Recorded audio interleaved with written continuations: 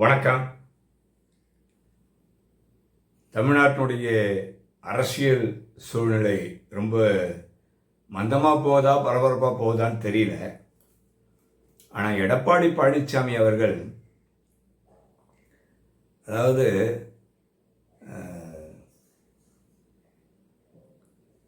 சிறுபான்மையினருக்கு எதிராக நாங்கள் இருக்க மாட்டோம் அப்படின்னு சொன்னவர் இன்னைக்கு பிஜேபியோட கூட்டணி வச்சுட்டார். ஏற்கனவே பிஜேபியுடைய கூட்டணி கிடையாது அப்படின்னு சொல்லியிருந்தார்.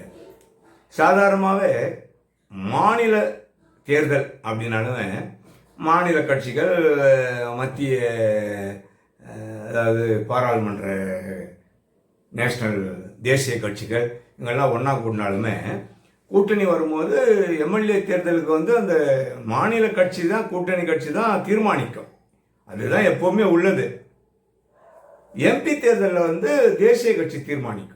ஆனால் இந்த முறை தேசிய கட்சி தீர்மானிச்சுட்டு போயிருக்கு.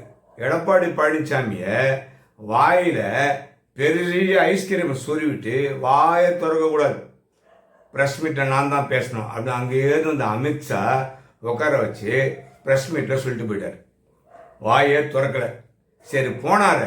அதன் பிறகு அது இவராது சுரக்கணும்ல, திறக்கலை. இது வரைக்கும் ப்ரெஸ் மீட் பண்ணவே இல்லை. அவங்க தான் சொல்லிட்டு போயிருக்காங்க அதிமுக பிஜேபி கூட்டணின்னு. இவங்க சொல்லலை. சொல்லி தான் ஆகணும். ஏன்னா எடப்பாடி பழனிசாமிக்கு அவ்வளோ ஒரு நெருக்கடி. அவர் மேலே கேஸை போடலாமா உள்ளே போடலாமான்லாம் யோசனை பண்ணிட்டு இருக்கிறாங்க மத்திய அரசு. அவங்க பையன் மேலே ஏதோ வழக்குகள் ஏதோ இருக்குதான் பெரிய லெவலில். அதெல்லாம் சரி பண்ணிக்கணும் அப்படிங்கிறதுனால பிஜேபி சொல்கிறதான் கேட்கணும் அப்படிங்கிற மாதிரி வழிக்கு வந்துட்டார். இந்த அரசியல் ஒரு சாக்கடைன்னு சொல்கிறது உண்மை தானே, புரியுதுங்களா? நம்மளாம் நினச்சிட்டு இருக்கிறோம் ரெட்டலைக்கு போட்டால் நம்ம ஆள், சூரியனுக்கு போட்டால் நம்ம ஆள். அப்படிலாம் கிடையாது. இவங்கெல்லாம் கூட்டு களவாணிங்க, எல்லாருமே கூட்டு களவாணிங்க. இதில் இவங்க சிறுபான்மையினருக்கு ஒரு சப்போர்ட்டாக இருக்கிறவராம். பிஜேபி கூட போனால் சிறுபான்மையினரும் தலித் மக்கள் என்ன ஆகிறது? செத்து சுண்ணாம்பு போயிட வேண்டியது தான். அமித்ஷாவை எதிர்த்து ஒரு வார்த்தை பேசுறதுக்கு யோக்கியதில் இபிஎஸ்க்கு என்ன அவ்வளோ அவ்வளோ அவங்களுக்கே தெரியாத சொத்துக்கள். ஆனால் மத்திய அரசு சர்வே பண்ணி வச்சுருக்காங்க யார் யாருக்கு என்னென்ன சொத்து இருக்குது அப்படின்னு கரெக்டாக வச்சுருக்கிறாங்க. புரியுதா? இப்போ நடக்க போகிறது என்ன? பிஜேபி சொல்கிறத ஏடிஎம்கே கேட்கணும். அதுதான் புரியுதுங்களா? திமுகவும் அதான் எதிர்பார்த்துச்சு. பார்த்தீங்களா? மூஞ்ச காமிச்சிட்டாங்க பாருங்க. பிஜேபிக்கு ஒன்றா போயிட்டாங்க பார்த்தீங்களா? நான் ஆரம்பத்தில் சொல்லிட்டு இருந்தேன் அப்படிங்கிறது இப்போ உண்மையாகி போச்சு. மானம் வெக்கம் சூடு சொன்ன அப்படி யாருக்குமே கிடையாதுன்னு வச்சுங்களேன். அப்படியே இவங்க அதுக்கு தகுந்த மாதிரி அண்ணாமலை கட்டி விட்டாங்க. நயினா நாகேந்திரன் வந்துட்டார். நல்ல டீசெண்டான மனுஷன், நல்ல வசதியான மனுஷன். கொஞ்சம் அண்ணாமலை மாதிரி அறிவு இருக்குன்னு சொல்ல முடியாது. கொஞ்சம் அவர் அவ்வளோ ஸ்பீடு கிடையாது. அது எதுக்காக அண்ணாமலையை மாற்றினாங்க தெரியல. ஆக தமிழகத்தை 2026 இல்லை 31 பிஜேபி கண்டிப்பாக ஆட்சியை பிடிக்கும். அந்த அளவுக்கு அண்ணாமலை தெருவாக போய் ஒவ்வொரு மனுஷனையும் பிஜேபி தாமரையை பதிய வச்சுட்டாரு. அது எல்லாத்துக்கும் காரணம் திமுக தான். எதிரியை வளர விடுவதில் 1ஆம் நம்பர் கட்சி திமுக தான். அதில் எந்த மாற்று சந்தேகமும் கிடையாது. அவங்க வேற எதை பற்றியும் யோசிக்க மாட்டாங்க. சில விஷயத்தில் அடங்கி போகணும், சில விதத்தில் எழுத்து போகணும்லாம் கண்டுக்க மாட்டாங்க. அதெல்லாம் நம்மளது மட்டுமே அப்படின்னு நினச்சா முடிஞ்சு போச்சு, அவ்வளோதான். தமிழ்நாட்டுக்குள்ள தாமரை வெகு சுலபமாக நுழைய போகுது. இப்போ புரியுதுங்களா? எவ்வளோ பெரிய அசிங்கங்க. இந்த தமிழ்நாட்டில் நம்மளை மாதிரி ஆட்கள் ஆட்சி பண்ணது போக இப்போ ஆரியர்கள் ஆட்சி பண்ண போகிறாங்க. அப்போ ஆரியர்கள் கூட இல்லைங்க, நம்ம தான் சும்மா பாப்பான் ஐயங்கார்னு சொல்லியிருக்கிறோம். இந்த பிஜேபியில் எத்தனை பாப்பான் எத்தனை ஐயங்காரங்க இருக்கிறாங்க? அதெல்லாம் சும்மாங்க, அதெல்லாம் சும்மா. எத்தனை பேர் இருக்கிறாங்க சொல்லுங்கள்? எல்லாம் நம்மளை மாதிரி ஆளுங்க பிஜேபியில் உட்காந்துக்கின்னு அங்கே கூட சேர்ந்துக்கின்னு ஜாட்ரா போட்டுக்கிறான். அவங்க பிராமின்ஸு கரெக்டாக இருக்கிறாங்க. அவங்களுடைய கொள்கையிலையும் அவங்களுடைய முடிவுலையும் தெளிவாக இருக்கிறாங்க. மற்றவனை தூண்டி விட்டுட்டு அமைதியாக இருப்பாங்க. அவங்களுக்கு வேலை கிடையாது. புரியுதுங்களா? அவன் மேலே சாமி வராது. அவனுக்கு தெரியும் கல்லு பேசாதுன்னு. ஆக எப்படியாவது தமிழகத்தை பிடிக்க வேண்டும் ஒரே குறிக்கோள் இருக்கிறாங்க. திமுக அப்படிங்கிற கட்சியை அழிக்கணும்னு பார்க்குறாங்க. அது எந்த அளவுக்கு சாத்தியப்படும் தெரியல. அது திமுக காரர்கள் தான் முடிவெடுக்கணும். அதாவது அவங்கள அழிக்கிறதுக்கு யாருமே தேவையில்லை, அவங்க ஒருத்தரே போதும், அவங்களே போதும். அதனால் அழிக்கிறதுக்குன்னு ஒரு ஆள் புதுசாலாம் வர வேண்டியது இல்லை. ஏன்னா சொன்ன வார்த்தை எதுவுமே காப்பாற்றலை. ஜெயலலிதா மரணத்தை உடனே நான் சரி பண்ணுவேன்னாரு, எடுத்து நடவடிக்கை எடுப்பேன், உரிய நடவடிக்கை எடுப்பேன் குற்றவாளிகளே அப்படின்னு. ஒன்றும் இல்லை. துப்பாக்கி சூடு அருணா ஜெகதீசன் பேசினாங்க, எல்லார் மேலேயும் வழக்க போடுங்கன்னு.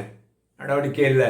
ஹைகோர்ட் சொல்லிச்சு, வாச்சாத்தி கிராமத்தில் அடிப்பட்டவங்க எல்லாத்துக்கும் பாதிக்கப்பட்டவங்க எந்த நேரத்தில் அவங்க பாதிக்கப்பட்டாங்களோ அந்த நேரத்தில் இருந்த அதிகாரிகள் எல்லாருமே நடவடிக்கை எடுங்க அப்படின்னாங்க. ஒரு நடவடிக்கை இல்லை. ஆக போலீஸுக்கு வெண்சாமரம் வீசுவது அதிமுக ஆட்சியும் திமுக ஆட்சியும் என்பது இதிலிருந்து புலப்படுகிறது. எந்த விசாரணை கமிஷனும் வச்சு இதுவரைக்கும் தமிழ்நாட்டு மக்களுக்கு நல்லது செய்யலை. திமுக சரி அதிமுக சரி. ஆனால் எதிரும் முதிரம் பேசும்போது காரசாரமாக பேசிக்கிறாங்க மக்களுக்காகன்னு. இவங்க யாருமே மக்களுக்காக அல்ல. இதுலேருந்தே தெரிஞ்சுக்க, துப்பாக்கி சூழல் எத்தனை பேர் செத்தாங்க, அநியாயமாக போச்சு, நடவடிக்கை எடுத்தாரா? இந்த மாதிரி எவ்வளோ சம்பவங்கள் இருக்கு, எவ்வளோ சம்பவங்கள் இருக்கு. ஜெயலலிதா அவர்கள் மரணம் அடைந்ததே அது கொலைன்னு தான் சொல்றாங்க. அதுக்கு கொலைக்கு வித்துட்டவரையே அடுத்து காலி பண்ணிட்டாங்கன்னு சொல்றாங்க. கடவுளுக்கு தான் தெரியும் இதெல்லாம். அவரே ஜெயலலிதாவுக்கு அட்வைசரா இருந்தவர். அவர்கிட்டயே வித்தியை கத்துக்கணும் ஜெயலலிதாவை காலி பண்ணதான் சொல்றாங்க. அதன் பிறகு அவருக்கு இந்த விஷயம் தெரியும், வெளியே சொல்லிட்டு ஆபத்துன்னு சொல்லிட்டு அப்போலோ ஹாஸ்பிட்டலில் வச்சு தீர்த்துட்டானா அவரை. இப்படிதான் செய்திகள் வந்துட்டு இருக்கு. அப்படிதான் சசிகலாவையும் டம்மி ஆக்கி ஜெயிலுக்கு போட்டு மறுபடியும் சசிகலாவை டம்மி ஆகணும்னு பார்த்துட்டு இருக்கிறாங்க எல்லாரும். இப்போ அதிமுக செதறப்பி கிடக்குது. ஓபிஎஸ், இபிஎஸ், அப்புறம் நம்ம செங்கோட்டையன் வெளியே வந்திருக்காரு, ரொம்ப பேர் ஆளையே காணோம். இப்படி இருக்கும்பொழுது பல விஷயங்கள் இருக்குங்க. அரசியல் பல விஷயங்கள் தெளிவுபட பேசுறதுக்கு யாரும் இல்லை, யாரும் சொல்ல மாட்டேங்கிறாங்க. அவங்களுக்கு சாதகமாக என்னென்ன இருக்கோ அதுதான் பேசிக்கிறாங்க. ஆனால் மத்திய அரசு தெளிவாக இருக்குது. புரியுதுங்களா? இஸ்லாமியர்களை எப்படி தான் முடக்குவது, சிறுபான்மையினரை எப்படி காய் அடிக்கிறது அப்படிங்கிறது தெளிவாக இருக்கிறாங்க. அது எல்லாத்துக்குமே நம்ம தமிழ்நாட்டில் இருக்கிற கட்சிக்காரங்க எல்லாத்துக்குமே தெரியும். சிறுபான்மையினருக்கு எதிராக நாங்கள் செயல்பட மாட்டோம்னு இபிஎஸ் சொன்னார். இப்போ அங்கே தான் பிஜேபி தான் போய் நிற்கிறாரு. ஏடிஎம்கே கூட நம்ம எதிரியாக நினைக்கலாம், ஆனால் பிஜேபி ஒரு துரோகி. சிறுபான்மையினர்களுக்கு பிஜேபி துரோகி தெரிஞ்சவங்களுக்கு தெரியும். இப்படி போய்கொண்டிருக்கிறது அரசியல் சூழ்நிலை. இது எல்லாத்தையுமே வடிகட்டி ஓட விடணும்னா திமுக ஸ்ட்ராங்காக இருக்கணும். திமுக ஸ்ட்ராங்காக இருந்தால் தான் முடியும். அது ஊழல் அதெல்லாம் நம்ம இப்போ பேச முடியாது. எல்லார்கிட்டையும் ஊழல் இருக்கு. ஒருத்தன் யோக்கியம் கிடையாது. ஒரு அரசியல்வாதி, ஒரு அரசியல் தலைவன், ஒரு கவுன்சிலர் ஒருத்தனும் யோக்கியம் கிடையாது. அதனால அந்த வகையில விட்டுருங்க. யாருக்கும் தனி மனித ஒழுக்கமும் கிடையாது.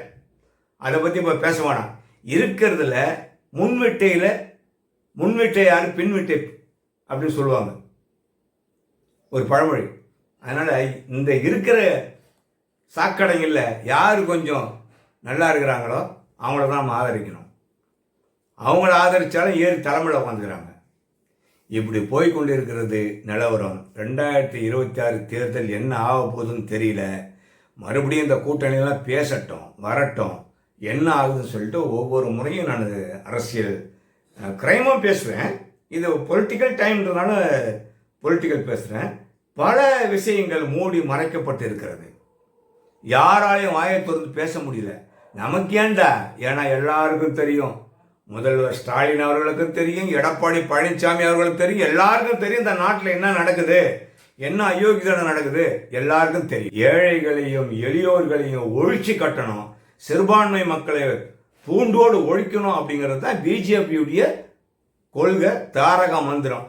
இதுக்கு திமுக சில நேரத்தில் உடன் போகும், அதிமுக உடன் போகும். அதில் எந்த ஒரு மாற்று கருத்தும் கிடையாது. நீங்கள் வேணால் பாருங்கள், என்ன நடக்க போகுது பாருங்கள்.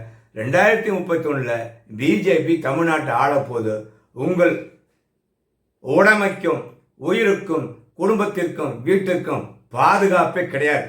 அந்த நிலைமை உருவாகும். அப்படி இருக்கும்பொழுது எந்த அரசியல்வாதியை நாம் தேர்ந்தெடுக்க வேண்டும், எவனை உள்ளே விட வேண்டும், எவனை வெளியே தள்ள வேண்டும் என்பது பொதுமக்கள்கிட்ட தான் இருக்கு.